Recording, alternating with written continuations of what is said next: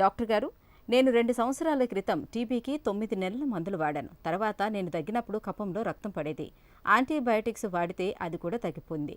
ఇప్పుడు నాకు వారం రోజులుగా రాత్రి సమయంలో చెస్ట్ అంతా హెవీగా అనిపిస్తూ బాగా పొడి దగ్గు వస్తుంది. కారణం ఏంటో తెలియచేయండి అని అడుగుతున్నారు. ఈ ప్రశ్నకు డాక్టర్ గారి సమాధానం ఇప్పుడు తెలుసుకుందాం.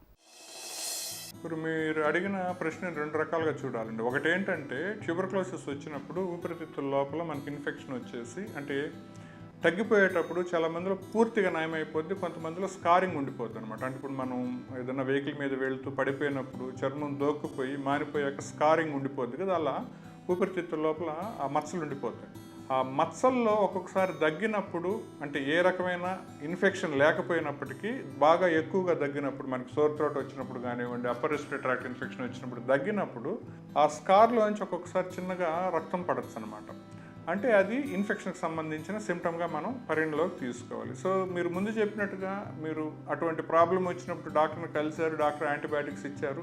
సో ఉన్న ఇన్ఫెక్షన్ క్యూర్ అయిపోయింది కాబట్టి మీకు ఆ ప్రాబ్లం తక్కువ అయిపోయింది. సో ఇప్పుడు ఏదైతే ప్రస్తుతం మీరు బాధపడుతూ ఉన్నారో అగైన్ ఇది బ్రాంకైటిస్కి సంబంధించిన ప్రాబ్లం అన్న అవ్వచ్చు, లేదంటే ఇన్ఫెక్షన్కి సంబంధించిన ప్రాబ్లం అన్న అవ్వచ్చు. సో అంటే ఇది అక్యూట్గా ఇప్పటికిప్పుడు వచ్చింది ఉండొచ్చు, లేదంటే ఆల్రెడీ మీకు ఏవైతే స్కారింగ్ అని ఉంటే ఆ స్కార్లో మళ్ళీ ఇన్ఫెక్షన్ వచ్చే ఛాన్సెస్ ఉంటుంది అనమాట. సో అది ప్రస్తుతం వచ్చిన ఇన్ఫెక్షన్ అంటే అక్యూట్ ఇన్ఫెక్షన్గా మనం పరిగణలోకి తీసుకోవాలి.